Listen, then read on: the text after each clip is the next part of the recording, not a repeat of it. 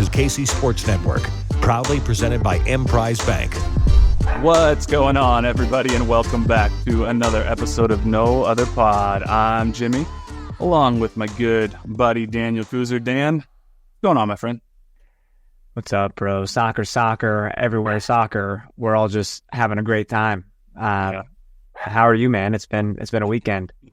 I'm okay. It is definitely some soccer that was happening this weekend. There was two games happening at the same time. So I was at the current match, watching sporting on my computer while trying to also pay attention to the game that was happening in front of me against Racing Louisville. And Louisville gave the Current a run for their money, which I know you and Chris will talk about all on Currently this week. But the vibes are not good around Sporting Kansas City. I'll say that.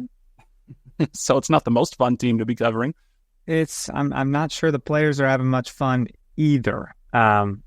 Especially when you put up a multi-goal performance and get nothing out of that. And just mistakes, man. Mistakes. Yes. Everywhere mistakes. Not a solid game in sight, man. And we're now winless in 7 games, I believe it is. Mm-hmm. And God damn, how many multi-goal losses are we gonna have too? Where we're giving up 3 goals per game. Yeah. Bizarre. There's lots to talk about with this team. Most of it's not fun. We are going to look forward to a U.S. Open Cup game on Tuesday night against Tulsa. So we'll talk about that. Might actually have a chance to win a game, although Omaha gave them everything that they could handle in 120 minutes a couple weeks ago. But before we jump in to soccer, if anybody's in the Topeka area or can get to the Topeka area, you got a show that you're in either coming up or did it start already? Is that right? Well, I am in 2 shows now. It's, obviously I got that play, that comedy I'm in, but I just got cast as the lead in Tootsie. There you go. Anyone who's familiar with that old Dustin Hoffman movie, and then became a Broadway musical and won Tony Awards and all that stuff. So, yeah, look out for that if y'all want to come see me in a dress. And it'll be unlike anything I've ever done. So pretty exciting.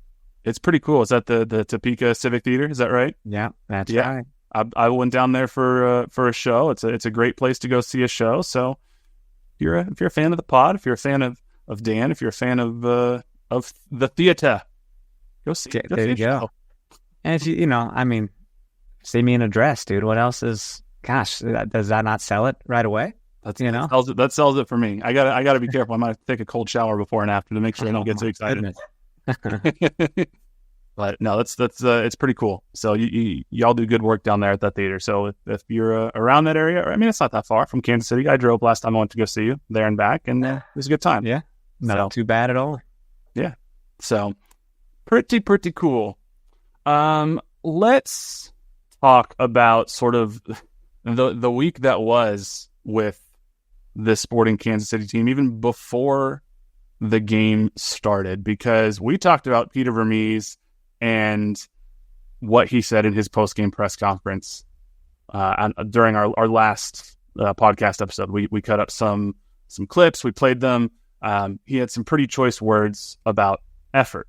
And then after we recorded this podcast, Peter Vermes went on the radio show with, was it Soren Petro, I believe, on the Sporting KC show, and sort of continued to lean into just ripping, not by name, but the effort and the work rate that this team put in. And, he had quotes, there are guys that work their butt off every time they come on the field, and there are some that do not. If they didn't know it before, they know it as of today. I'm not talking the team. I'm talking individuals. If they didn't know it before, they know it now. So really would like to know what that means. All we can do is wildly speculate, my friend, which we love to do. Yeah, and Soren pushed him and said, do you anticipate a change in the lineup? And Peter said it's a good possibility.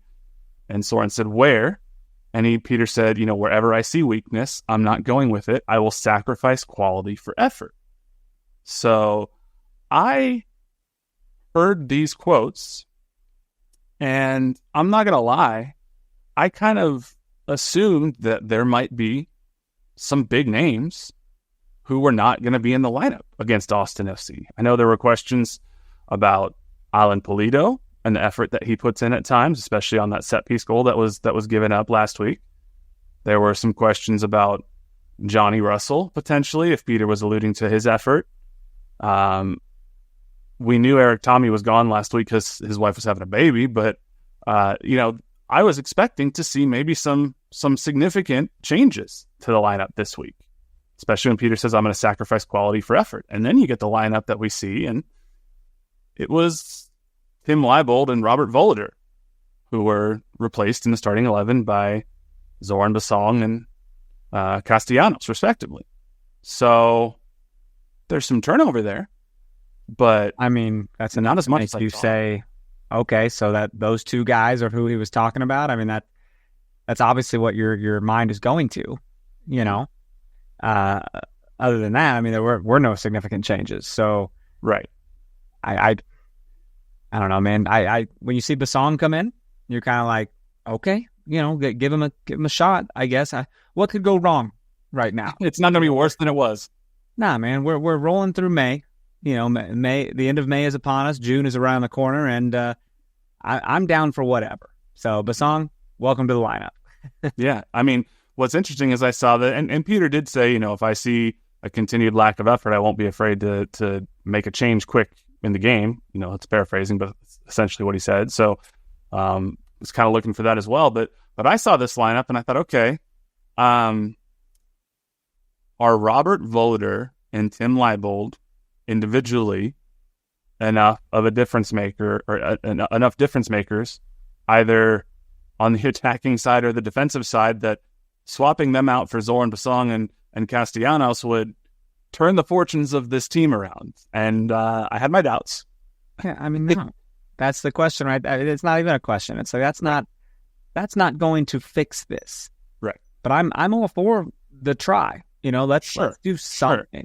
Got to do something. What we're doing ain't working, and it's getting sad, bro. It's getting like what do you do? What questions need to be answered here? Like year after year, it's like, hey, we're decent. Oh no, we're bad again, man. Oh, Vermes out. Blah blah blah. Hey, we're decent again. Oh no, Vermes out. Like, I don't know how to get things fixed. And is it a roster thing? Is it a coaching thing?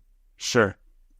It certainly... Vermes ain't out, by the way. Vermes will never be out. I'm telling you that right now. He's got tenure, right? So I've seen some people say if Vermes cares about this team, he'll step down. I'll tell you right now, that's literally never going to happen. I can't think of an example. I'm sure there is one somewhere, but I cannot think off the top of my head of an example across any sport, really, of a coach being like, you know what, I'm going to resign because I'm not good enough. There's coaches who resign because of burnout. There's coaches who resign because they want to spend more time with their family. Jurgen Klopp is a fantastic coach for Liverpool, as much as I hate Liverpool, and he's stepping down just because he feels like, he just needs to walk away from the game for a little bit. But it's not like Jurgen Klopp's being like, I don't think I'm good enough and I'm failing the team, so I'm going to leave. I can't think of a coach that has done that. And quite honestly, I don't blame Peter Vermes or any coach for having the confidence to say, no, I am the right person to get the job done. They wouldn't get to the point where they're at in their careers as a head coach of a professional team if they didn't have confidence in themselves. Right. So that's where it falls then on Peter Vermes' bosses, and that's the ownership group, because there's only one group of people higher than Peter Vermes in this club, and that's the ownership. Oh, that's his boys, though. They come on. He's not going anywhere. So we can't even talk about this. We're going to have to fix something else. Something else has to change. Well, and that's what's interesting, is, because last episode I talked about how I haven't necessarily lost all faith in Peter Vermes, the coach. Right. But I think it would be very beneficial for Peter Vermes, the technical director, to not be technical director anymore, not have to deal in contracts. And he said as much publicly. He doesn't want to deal with contracts anymore. He wants to have somebody do scouting. But I was talking with somebody about this week, and I said that, are they still actively looking? And they were like, yeah, the club seems to still be actively looking, but who would want to be a general manager or a technical director that reports up to the head coach? that is not a typical reporting structure for a technical director or sporting director. And that's what the structure was going to be when Sporting KC hired Gavin Wilkinson. And it makes me wonder, not only were Peter Vermes and Gavin Wilkinson boys, but maybe they ended up hiring Gavin Wilkinson and not one of the 14 other supposed candidates that the search firm referred them to, because maybe none of those people wanted to slide into this weird structure where they still were underneath Peter Vermes, and Gavin Wilkinson looked around and goes, I don't have another job because of all the scandal that I've been involved in, so sure, I'll take this even though it's weird. Yeah. So if this structure is what's holding Sporting Kansas City back from being able to actively fill what I would say is potentially the most vital position in the club right now, then that's where it falls on the responsibility of the ownership to look at, okay, what's best for the future of the club, and not necessarily what do we do just because we've always done it this way. I mean, I'm sorry, man. I don't know if I can say that Tim Melia kicked it to the other team because we don't have a technical director. Well, sure, there's stuff like that. But I just like game-to-game performance. It's like that really doesn't fall on this technical director. I mean, maybe Sure, Peter is torn in different ways, but like these players need to get their shit together. And around this time last year, they were sent to one of the owners' ranches or something. They went to some big Morton building, some big like out home type situation, right? like one of the illegal ranches or something. Yeah, and they partied, burn the place asses down. off. Right. It was like the movie Varsity Blues or something. They all went out and just freaking got nuts, right? And then they were fine. Got around a campfire, sang their favorite camp songs, and came back and got their way into the playoffs. So in no way am I like, dude, we're done. Like, we're done. Sure. We're not done. Sure. We are 1 point out of last place, and that does not feel good. Mm-hmm. So I'm really interested to see what happens. However, sign me up for U.S. Open Cup stock, my friend. Let's go all in and get this trophy while we are still part of that conversation. Yeah. I mean, and we are still part of that conversation. This is what, the round of 16, the quarterfinals. We beat Tulsa. We get to no, that's not the quarterfinals, is it? That's no, it's not quarterfinals. The next round. We'll get to the quarterfinals if we beat Tulsa. So we should beat Tulsa on paper, all times, and at home. Mm-hmm. We should obviously beat Tulsa. Yeah. I think the thing is, we're now at the point where we're having the same conversation about Sporting Kansas City for like the fourth year in a row. Things turned around, sure, last year, but we've talked about it on this pod. Back. Right. That sucks. We talked about it on this pod where the difference between last year and this year is there was the injury explanation, whatever you want to call it last year. But we got these guys coming back to look forward to. Peter has said himself, the team is largely here. There was a couple little additions. There was Basong, there was Memo, but I mean, the team is what it is, and it was the team that got it together at the second half of last year and made the playoffs. So if this team can't figure it out, and if there's nobody, you're right, like Melia whiffing the ball doesn't have anything to do with Peter's coaching abilities per se, or his technical director abilities per se, or whatnot. But I think I saw Drew Vanderplug say this on Twitter, and he was quoting Cody from KC Soccer Journal, at that Cody though, on Twitter, where they were like, there's always something with this team.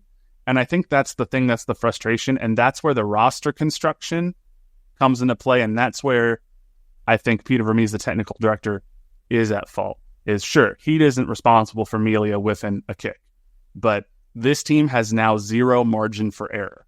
In every game, it seems like something is going wrong, some individual error, some mental lapse, something, and the team isn't built to be able to withstand that many errors. They have to basically put it all together perfectly to have a chance of winning. And if any one of these things goes wrong, then they're dropping points. And in every game now, for at least 7 games, but it feels like over the past 3-4 years, something's largely going wrong that's making it a lot more difficult than it should be. And it feels like the team is less than the sum of its parts. Oh, yeah, man. It's insane to see teams around us winning. Mm-hmm. You know what I mean? And getting things done and not making silly decisions. Unless it's Cincinnati. That was pretty dumb. You see that back pass right into the goal? Yes. Unbelievable. Yes. It's like that has to be an all-time not top 10 on Friday mornings. Incredible. But I do not like being a cellar dweller with San Jose. It's not fun. We're not one of you, San Jose. We don't belong here with you. Get us out of here. Right. Yes, this should not be. And I can look at this team on paper and objectively say, I've said this before, I think objectively this team should be talented enough, the starting 11 at least, to push to host a home playoff spot. But they are not. Bro, they're not just talking about making the playoffs, okay? Right. Because you're doing what you did last year. Let's see how bad we can dig this hole and then try to crawl out of it. Like, why do you want to make it so hard for yourself? And it was, dude, nice to see Johnny Russell showed up to play. Haven't seen him on the scoreboard. Yeah. But great to see him doing something. Yeah. So it's frustrating, man. And then they're losing the fans, and it's going to be difficult. But I don't like that, by the way. Because I'm not going to stop watching. I will say it's getting hard to watch, but I'll never stop. It is getting hard to watch. And I'm not going to stop either. I mean, I'm a USC football fan. I'm used to terrible morale-breaking, fandom for the last, decade and a half. KU football, dog. KU football got you a little beat there. Yeah. So it's I'll be there, but not everybody will. So you're right, and that's your prerogative. Like, you don't have to. I mean, I don't think you're a shit fan if you decide to not watch a team that's not entertaining to watch, because this game should be fun. Right. And if it's not fun, then don't do it. For sure. Let's go ahead and take our break here, and when we come back, we'll talk about what happened in this game, what went wrong, and look forward to the games ahead. So we'll be right back.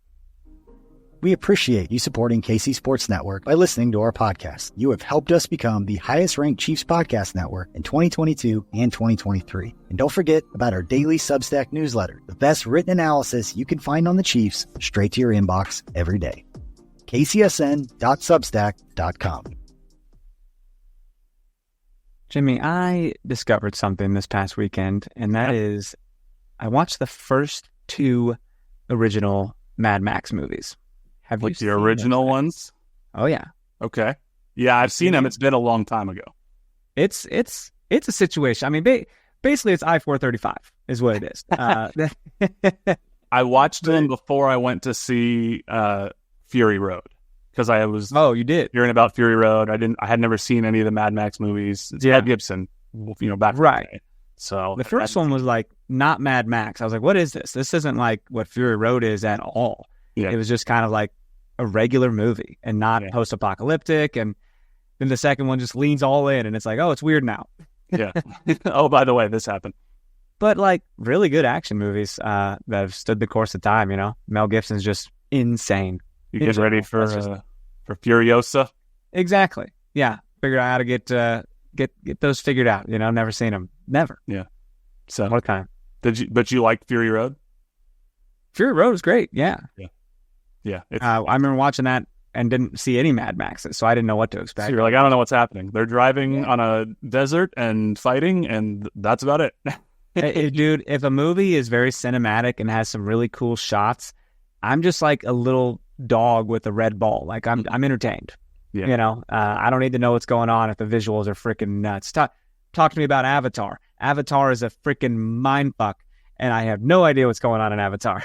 I was gonna say, I don't know. This might not be a fair question, but can you think of like what's the worst movie you think you've seen but you enjoyed because it just looked so cool? Is it Avatar? Do you think? See, it's got to be the new Avatar, right? Like The Way of Water. I was like, 2? This is okay. Huh? Avatar 2, because I actually thought the story of Avatar 2 was better than 1, because 1 was just dancing with wolves. See, I never seen that. But it's just, it amazes me if I'm just entertained on there. I would say Madam Web, but that wasn't even that enjoyable. I have not seen that. I can't bring myself. Can you get drunk immediately and watch it on Netflix tonight? Hold on. Okay. I need you to report back to me. I want you to be like 3 whiskeys in and be like, okay, so I'm pretty tipsy. Madam Web's kind of good. You mean her mom was studying spiders in the Amazon? Yeah. What if you're so kind of messed up? You're like, not a bad movie. You know what? Shut up. Hear me out. Unbelievable. You'd be the first. Yeah, probably. I don't know that I've ever seen a Dakota Johnson movie. Really? Not even the wonderful 50 Shades movies? I've never seen any of the 50 Shades movies. I binged those, and let me tell you, ooh boy, they are a porn fest. There's something. There's scenery. There's some. They're pretty steamy. Yeah. My wife walked into the room and I was like, "Oh, it was just on." It's just a movie. It's fine. That's what I got. I think it's on TNT. I didn't know until recently. Someone at work told me this, that 50 Shades of Grey was born out of a Twilight fan fiction. Oh my Lord, those are some movies too, man. Yeah, I've never seen those either. I've never read the books, but 50 Shades of Grey was started as a Twilight fan fiction and then became 50 Shades of Grey. So that's wonderful. There you go. I don't even know how you could read. Like, I read the Twilight books. Highly enjoyed them, by the way. Okay. I never did read the 50 Shades books. I don't know how you get through them. You reading this stuff and be like, all right, need to cool off. Talk about cold shower. Yeah. Yeah, I mean, if you want to talk about Twilight, man, it's like fast jogging. Like, you see them like just in real motion, but they're like vampire running. Mm-hmm. It's kind of like going on a moving walkway at the airport. That's how vampires move. Did I tell you I know somebody who was in Twilight? No shit. They were the stand-in for Robert Pattinson. He played Edward Cullen, and there's a shot of the back of their head in one of the scenes because very cool. They were just doing some stuff, and he wasn't there. So like, just stand there. We don't need your face. Just like be there. And so the back of his head is in the final cut. Quick thing, real quick. We can move on, but I have a buddy who was the understudy for the lead in Tootsie on Broadway. And we actually saw this show in Chicago, which was their pre-Broadway engagement. Like, it was their little run before they moved to Broadway. So it was kind of cool. Went backstage and everything. He played the role a few times. And he texted me last week and was like, "Congratulations, Dorothy Michaels." And I was like, "Man, hopefully I can look as good as you in that dress." You know, that's awesome.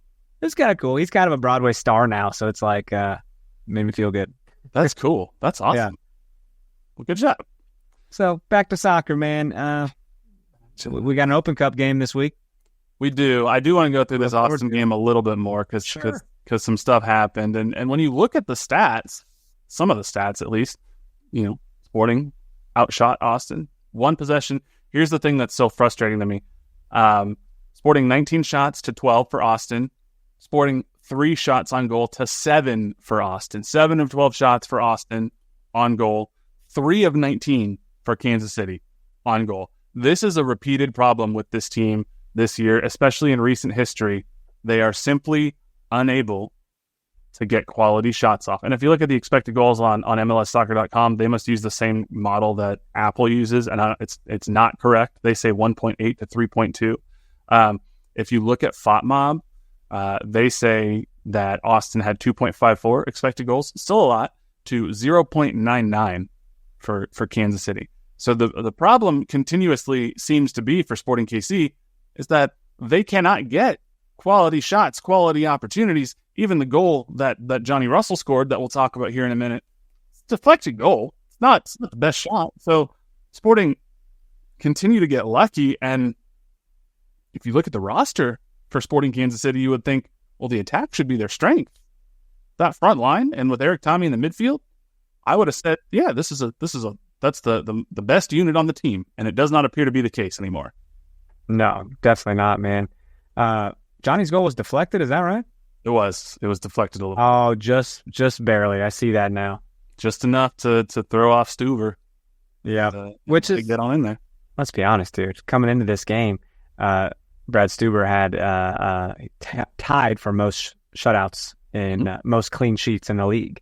Yeah. So to score 2 on this man, it's a nice consolation, really, because he's a good goalkeeper. Sure, and I'm not trying to. I mean, Sporting did score 2 goals. I talk a lot about expected goals, and people you can always counter expected goals with actual goals. So you'd be like, yeah, fine, okay, 0.99 expected goals, but we scored 2. Sure, but when you then look at how sustainable that is, at the most you can kind of outperform XG for a season, but usually not. I mean, you look at a team like St. Louis. They outperformed last year. You look at Austin a couple years ago, they outperformed, and then teams always come crashing back. Austin came crashing back last year. St. Louis has come crashing back this year. I don't believe that Sporting has the ability to outperform XG as significantly as they are for the remainder of the season, and they would have to do that to even get to the 2-goal market at any given game. Mm-hmm. And that just doesn't seem sustainable. So I'd like to see better attacking chances for this team. Agreed. And I need you to know, I mean, we're 5 points out of like playoff position. So like there's still a lot of games left. We've only played 13 out of 34. Mm-hmm. So, to play, you remember a month ago? We're only 5 points out at first. It's not. There's only a couple, 2-3 games, and then we're right back up there near the top. And now we're only 5 points out of playoff position. Here's a fun game. Let's see how long we can say that. Let's see how long we can say that in positivity. Because Seattle's done some climbing, man. Colorado's done some climbing in recent games. So it's I don't know. This ain't gonna be easy. But you got to hand it to Johnny's goal, though. To get on the board. I'm just happy to. I always thought that, hey, if this team's going to start winning, Johnny and Daniel need to start scoring. Mm-hmm. And they've done that each of the last 2 games. Unfortunately, they've been losses. They have been losses. So I'm like, okay, never mind. I guess they're doing it. Well, the other frustrating thing, too, is, Austin almost took the lead just about immediately in this game. It was, 5 minutes into the game where they put the ball in the back of the net, and it got called back for just ever so slightly being offside on the build-up play. But to me, that was a shot across the bow for Sporting KC. 4.5 minutes in, the ball's in the back of the net, even though it's called offside. I'm just like, okay, once again, the ball's getting in the box, it's bouncing around, nobody's able to clear it, the ball finds itself in the back of the net. That was your get out of jail free card. That should have been the warning where it was like, hey, you know what? We talked about effort all week. Let's get our shit together. Let's not let that happen again. And then, Johnny goes on in the 18th minute to get his goal. And again, I'm not trying to take anything away from Johnny. It was a good run, and it takes a slight deflection that sort of pushes the ball to the left of Stuver. But it was a good run from Johnny into the box. That's the type of run that we haven't been making really lately. So I'm glad. It just, for every one thing that goes right for this team, there's 7 things that go wrong. It sure feels that way, man. Because quality's there, but it's just not getting pieced together somehow. Yeah, it's they got to get back to winning ways, and I don't. It's not going to be easy to do that. What is funny is there were some Austin fans who were very mad that Alan Polito was not called for offside on the build-up to this Johnny Russell goal.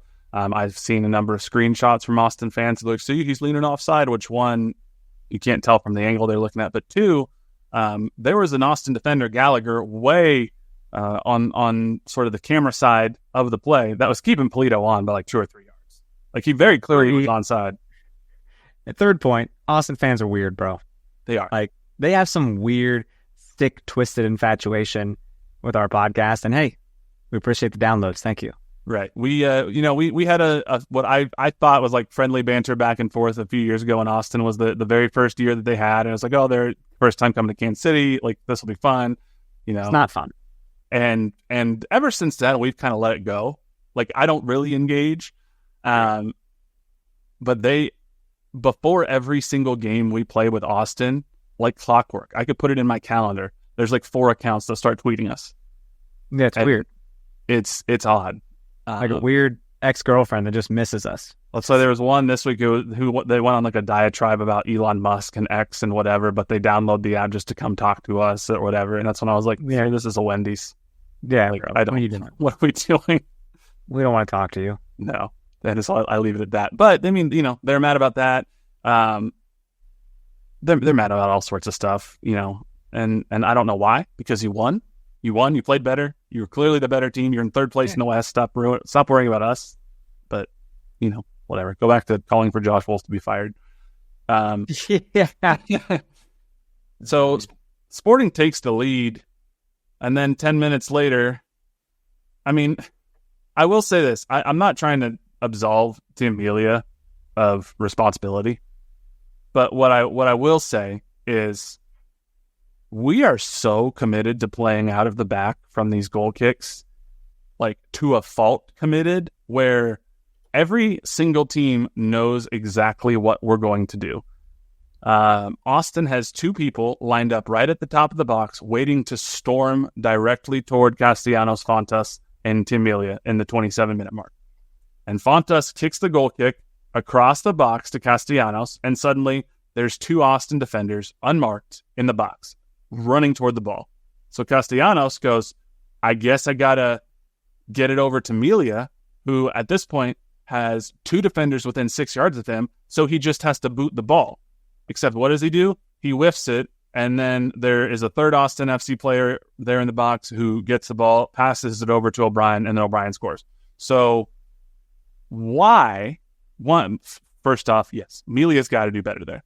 But why, when there's like two rabid defender, or I guess attackers in this case, for Austin FC just waiting to charge right at you, would you just not boot the ball off the goal kick like any normal team would do anyway, instead of doing this, I'm going to pass it to Castellanos, oh shoot, now I'm going to pass it to Melia, and he's got half a second to try to boot it when he could have just done this 10 seconds ago under no pressure whatsoever.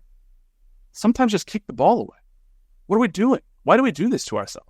I don't know, man. We try to be cute and look how poised we are. You know what I mean? We can play out of the back, and maybe that's not what needs to happen. Maybe that's maybe we're done doing that. We should be. And I know you said it's not the technical director or Peter Vermes who's on the field who whiffs it for Melia, and it's not, but it is Peter Vermes who might be like, you know what?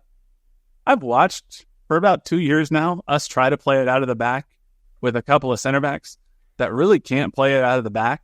This is not Matt Beasler and Ike Opara. It really hasn't worked. Maybe we shouldn't do it anymore. Yeah, we're done with it. And somehow we still do it. So it's that part to me is very frustrating. You know, just kind of watching a lot of the highlights too, man. There's a lot of looking. There's a lot of watching. I mean, it's which is weird because Peter apparently was very happy with the effort of this game. He said in his post-game quotes, he thought quote, I think for sure our effort was excellent. It was excellent because of a couple of things. The response, the other is the weather. We haven't played in weather like this, so the heat was a big factor. But our effort was actually incredible. It was like 95, something like that? Yeah. So it was hot. But everybody's worked who came in, whether they started or they came into the game, they were solid. So he thought they worked hard. And do you know who I want to just take all our shots, though, from now on? Like, every time Eric Tommy gets the ball at the top of the box, I'm like, pee in my pants. Just like, oh my God. I mean, the closest thing that he reminds me of is Benny Feilhaber. Sure. Like back in the day, not just because, they both play the same positions, but Benny Feilhaber had that mentality. Like there was the famous 4-4 draw in Houston that ended up being the last game for Luis Marin before he mutually parted ways, where we were down multiple goals and Benny just was like, fuck this, I'm taking over, and just would fire goals from distance. And you could tell it turned from goofy Benny to pissed off Benny. And Eric Tommy doesn't have the goofy Benny in him. He just is always pissed off Benny. He's German militant. He's just focused all the time. But I want to go back to something. You said Tim Melia whiffed it on that one. I don't really see him whiffing it. What do you mean by that? I mean, he tried to boot it down the field and he ends up just hitting a little. I thought he was trying to pass it to Radia there, who had a guy sneak in and take it from him. Oh, if that's what he's trying to do, I assumed he. Let me look at this again here. Yeah, I think he messed up. I think he was just trying to the goal kick across goal. Right, that's what I'm saying. I'm going to kick it all the way over there. Nope, I'm going to give it back to Melia, and he's like, all right, and then just kind of. Mm-hmm. I don't think he was trying to hit it to Radia. I think Melia was trying to boot it downfield and misplayed it. Oh, okay. When I hear and whiff, that's why I think swing and a miss. You know what I mean? Oh, I see. Yeah, he just totally flubbed it. Flubbed it. There you go. Botched. And that's why I'm like, if you're gonna just boot it downfield under pressure, why not boot it downfield not under pressure on a regular goal kick like most teams do? What is that cute little goal kick we're doing? Why is Fontas going across goal to Castellanos anyway, just to come right back to Melia? What is that cutesy bullshit? The only thing I can think of is I know Melia was out a couple games ago and Peter, he wasn't on the injury report, but Peter said he's dealing with a little something. And Melia's got a history of some hip injuries or whatnot. So I don't know, maybe he's dealing with a little something and they don't think he can boot it as well as he normally can. And if that's the case, then play pulse camp. Sure.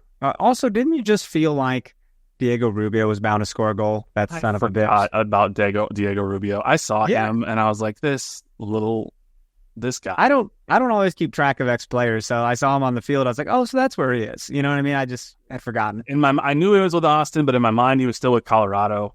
Yeah. And then I saw him, and I was like, God, that guy, like, he's annoying because he, I don't know, he just is always in and around the ball. He's flopping, he's complaining. It's just very frustrating playing against him. I'm sure it was frustrating for teams playing against him when he was on Sporting Kansas City, but sure. But I mean, dude, this second goal that they get though in the first half, yeah, that's just like, what are we doing? Why are we not closing this guy down? Why is he able to do these little stutter steps? Why aren't we taking that ball off his feet?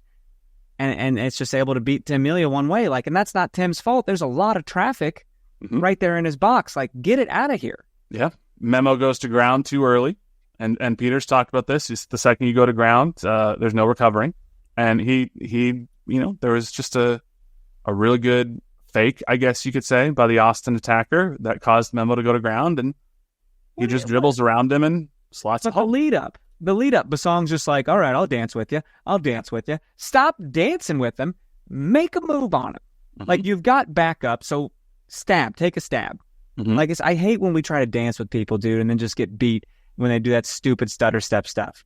Yeah, Basong always, he was the entire time, he's trying not to get beat on the end line, but he's a solid, yard and a half, 2 yards away from the defender. And so when the defender then makes the cutback pass into the box, Basong is not there to be able to make a step and try to deflect it or anything. So Fontas is here not guarding anybody. Like, take a still image. And he's just standing there watching Memo go to ground when he could have been closing that guy down too. Castellanos is going to ground. Fontas should be in there getting big, dude. There's no reason this ball should have even made it past Melia. The Fontas needs to step in and try to help Memo, because he sees Memo go to ground and Fontas simply does not move. Yeah. He just watches. The ball passes over and Fontas is like, look at my shuffle. Shuffling. Like, I'm sorry, man. Fonte is so much better than that play right there. Maybe. Is he? I think he's a really good passer. How about that? I'd rather have him. Yeah, apparently not based on the first goal kick pass that he made. What are you talking about? He passed it expertly to Robert Castellanos. It's just, I mean, so at this point it's 2-1. Halftime. 2-1. Halftime, and I don't feel good. I don't feel like Sporting's coming back from this. 2-1 happens. It's fine. Let's come out of the half strong. What could go wrong? Win the first 5 minutes. Nah, bro. That'd be great. Make it 1 minute. That'd be great. I will say, I don't think Zorn Basong played all that well in this game, but credit where credit's due. He gets a hockey assist on this goal because Stuberg boots it down the field, and Basong so badly misplays this header that he perfectly heads it on for Jossie Zardes to continue running down the right side of the field, who can then set up Drusy running wide open in the box to head it into the corner of the net. And it all starts because Zorn Basong just, like, textbook perfect heading the ball on for Jossie Zardes if he was playing for Austin. And then, oh my God, and then that the ball comes in and Jake Davis is just alone with like 3 guys around him. Right. And Jake's just like, what am I supposed to do?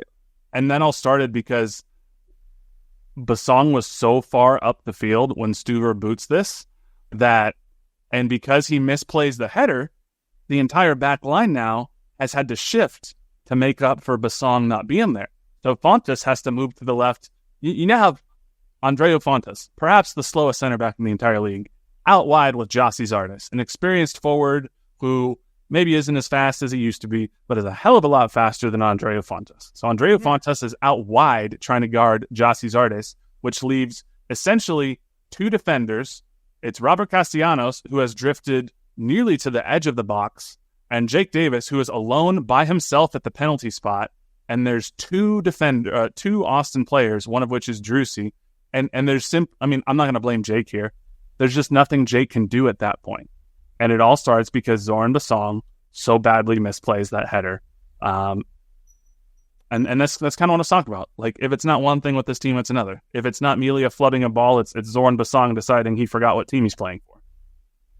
Dude, and the header is so sweet. Like, that'd be such a sweet goal. It'd be such a sweet goal to score, though, the way that goal was headed in. Imagine how that feels. You jump up and you perfectly head it right into the top corner of the net where it's impossible for the goalkeeper. And then, like, without breaking stride, you're continuing your celebration right in the supporters' end. Like, yeah, it's got to feel awesome. It's the perfect spot to put a header. He didn't put any power on it. He didn't drill it to the ground and try to make Tim make a play. Like, it's just, you look at that, man, and it's awesome. And it was a great cross from Zardes. For once, I want to, we beat ourselves more times than these teams beat us. For once, I'd like to see, players truly score because they were better than us on that moment. Mm-hmm. Dude, there's always things leading up to a goal from the other team that we did. We self-inflicted. Zoran Basong was like, here you go, Jossie Zardes, go get it. And by the way, Jossie Zardes is a good dude. So I kind of love that man. I sometimes forget he's on Austin. Not a bad person to have on your bench to sub into the game. No. Wouldn't mind having him on Sporting, in all honesty. He's been around. He's won some things with the Columbus Crew, and then also Columbus, with big the national team Galaxy. guy. He was on national teams, so he's been around. Dude, by the way, are you about to talk about this next goal? I was going to finish it off with the goal, but what you got? Well, I want to tell you, the announcers leading up to this goal, it could not have been more perfect. 5 seconds before this happened, they're like, Sporting really needs something to go right. They need something big. Yeah. And Jake just does his laser. Jake's got a boot, doesn't he? The man's got quad muscles for days or something that we don't know about. Jake's good. Jake's got some Zusi in him with stuff like this. Trying to earn that new contract. This was if the game state was a little different, this is a Jake Davis for president moment, to quote Nate Bukaty from back in the day with Graham Zusi. But Jake gets the ball. Did we talk about his extension, by the way, or his we did contract? Okay, I can't remember. Yeah, we talked. He signed a new contract. It was great. He gave a shout out to Thad Bell, and that was yeah. That's right. So, but Jake gets the ball, and Jake just says "fuck it," and just launches an absolute missile from distance. One touch, a perfect touch to set up his shot. Takes one touch. This ball does not. When I say missile, this ball is not knuckling. This ball does not curve. This ball is on an absolute laser rope into the back of the net. I'm surprised it did not blast a hole in the back of the net and go right into the Austin supporter section, given how hard it was. Look, if it's a little lighter, Stuber probably gets there. You know what I mean? Mm-hmm. But Jake hits this with so much power that he had no chance. Even the goalkeeper was just like, whatever. Great shot. The defenders didn't see it coming. They did not come out. They didn't see Jake coming up, so they didn't bother to come close him down at all. He had all the space to take this far out shot. Yeah. It was a great shot. It was unbelievable, incredible power, incredible technique to get over the top of it and not just sail it over the bar. It gave Sporting fans. You're losing the game. It's tough to have this and not celebrate. Sure, but it gave Sporting fans hope with 28 minutes left. And you know what? In a game where there wasn't much hope to have, I'm appreciative of Jake Davis for that. So you know what I'm going to do? I say we give Jake Davis, multiple-time winner now, the Holiday Distillery, toast to the match. I've got my seltzer with my 360 lemon vodka ready to go because it's summer and it's hot, and this is what I want to drink when it's summer and it's hot outside. But Jake Davis, thank you. And you know what? I'm going to add an addendum, not just for this, but because I don't know if you saw this because I was watching, this was happening while we were also at the current game. But there was a point in this game, I forget when exactly it happened, but an Austin player went down and Jake Davis is over there and the Austin player is complaining to the ref, why wasn't this a card or whatever. And the camera cuts to Jake Davis and you can read Jake Davis's lips and he just goes, get the fuck up. And I was like, I was sitting next to Daniel Sperry in the press box, and we both audibly laughed out loud because we saw it at the exact same time, and people looking at us like, what happened? We're like, it's hard to explain, but Jake just told someone to fuck up. So shout out to Jake. I appreciate it. Just when you thought, man, this game is at 5 goals in 70 minutes. Pretty entertaining game, all things considered. If anyone tuned into this game, they're like, whoa, seems like it's been pretty exciting. Well, Tim Mealy was like, I'd like to spice it up more. All right, we haven't had more goals or anything like that. Let me let me give a penalty away. All right, let me tackle one of the players, take him down, and then fuck it, I'll just save that penalty too. I'll just save it. Are y'all entertained? It's been a minute since I've blocked a penalty, so I'm gonna and this probably should have been scored even before the penalty. Austin had like 3 different chances. Amelia's running around the box like a crazy person. He ends up taking down, I don't even remember who it was that he took down in the box. He's furious.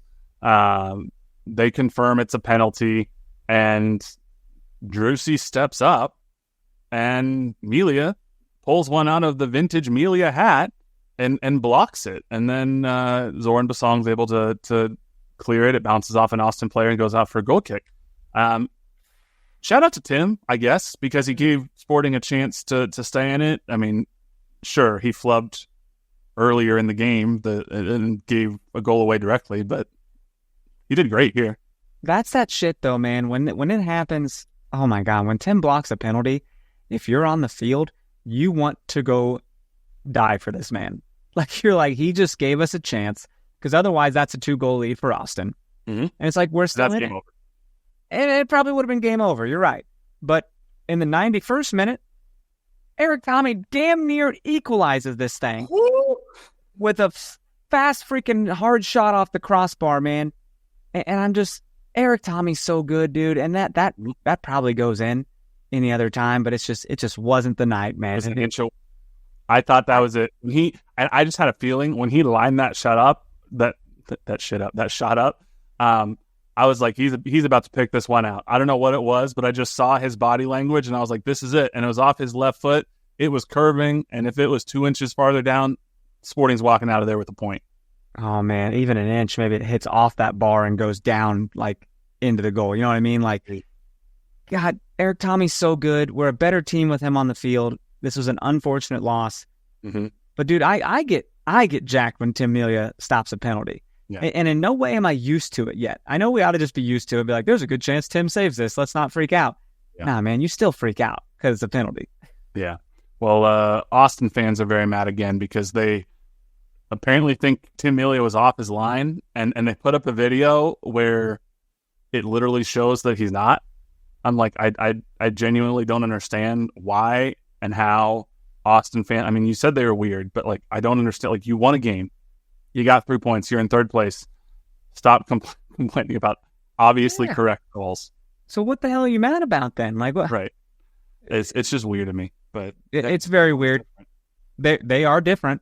That is fair. Yeah. So now Kansas City, as you said, 13th place. We got 11 points through 13 games played. That's good enough for 0.85 points per game.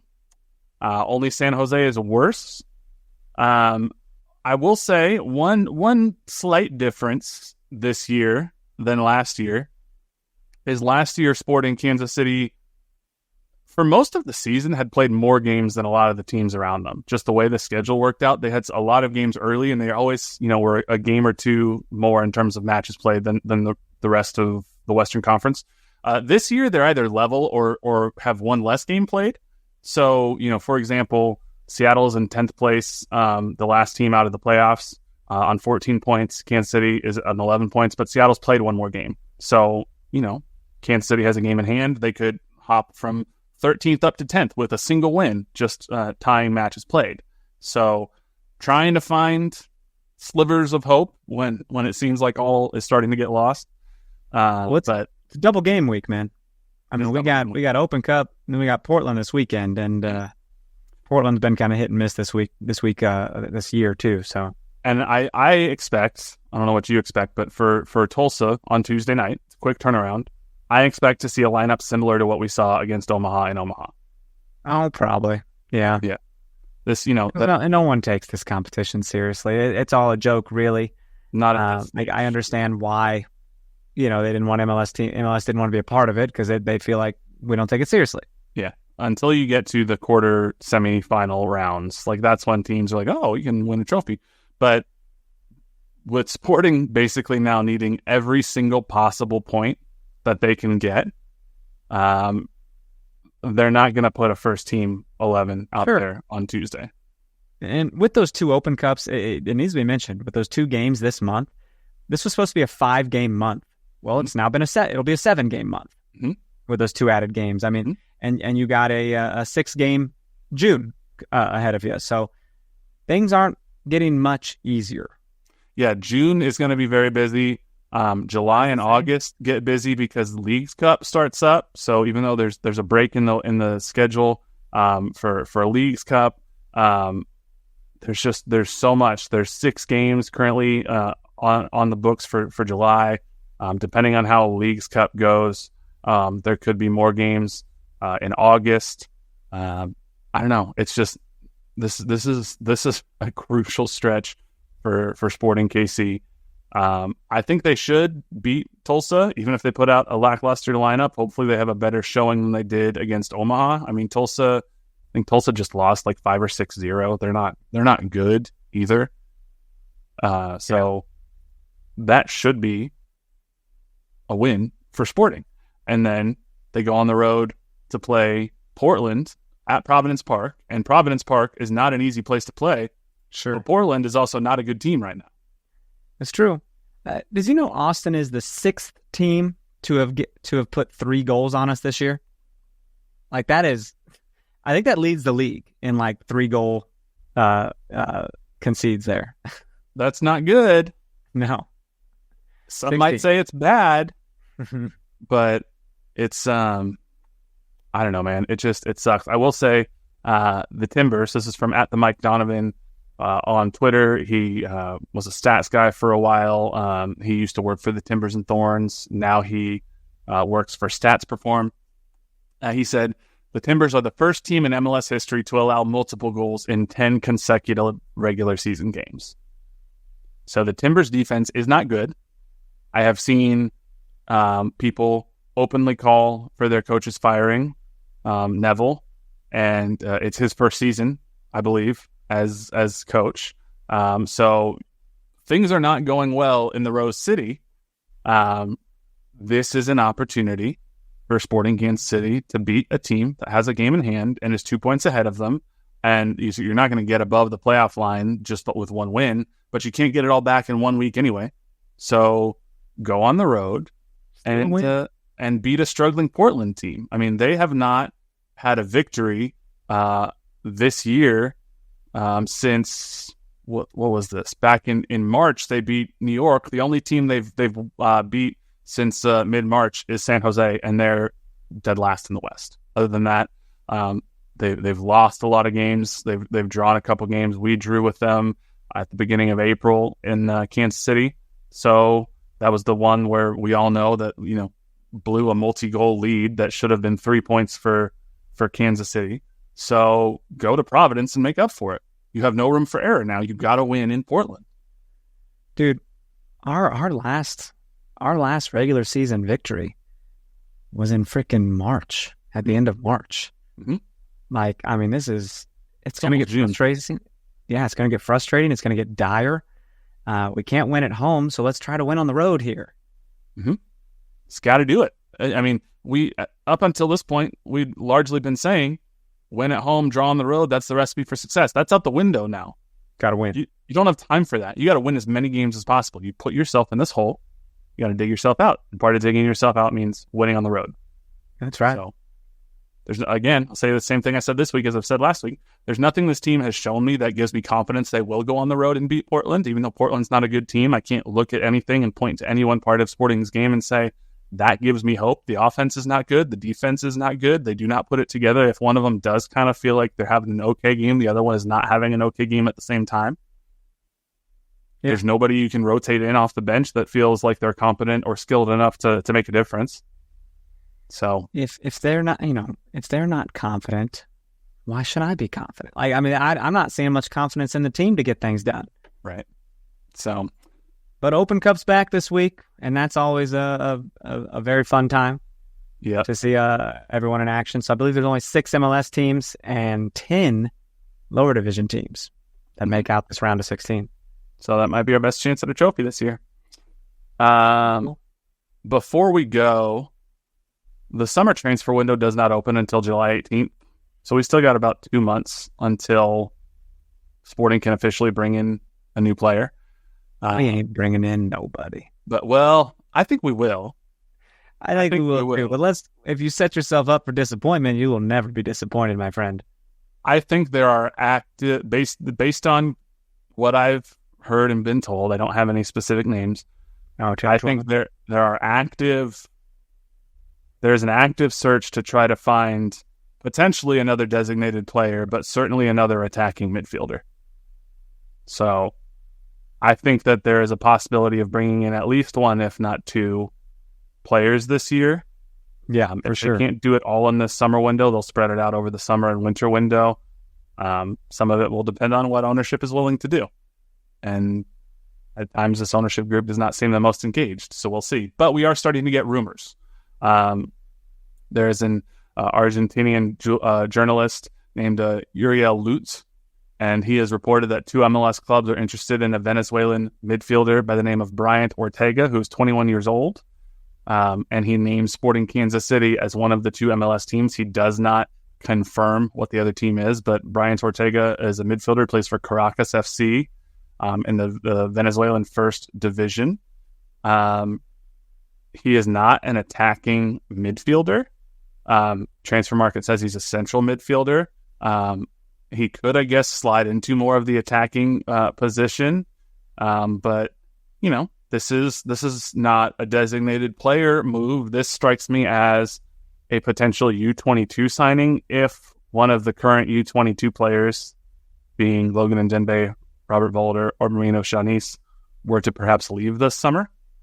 And then I have heard the potential for one of those 3 to leave this summer. So, and it's not Logan Ndembe. Right. So we'll see. I mean, starting to get rumors. It's about to get weird. Mm-hmm. So still 2 months, a lot to go, but we'll see. We'll see what kind of rumors Sporting KC are linked to in the coming months, and that might be the last hope for this year, is to bring in some sort of, you know, significant reinforcements the way Sporting brought in Willie Agata and Eric Tommy in the summer a couple years ago. Yeah, see. I guarantee it. Yeah. Before we sign off here, is there anything else you wanted to mention from this week or you know, across the league?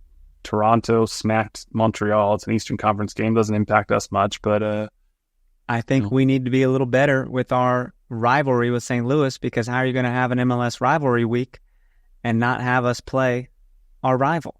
Mm-hmm. I mean, you eventually didn't Orlando play Miami last week? This past week? I think, it was a weird rival. They played them on Wednesday.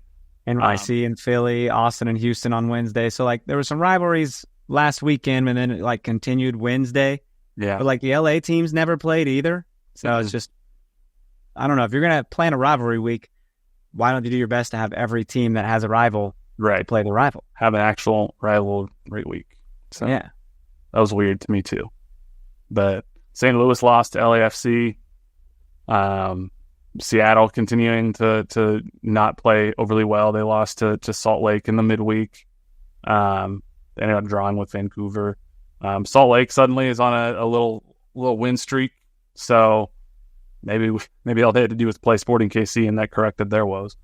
Yeah. Miami drew Orlando 0-0, probably the most boring game Miami's ever had. And it was a friggin' monsoon in that game. Just the weather was awful. Yeah, just awful.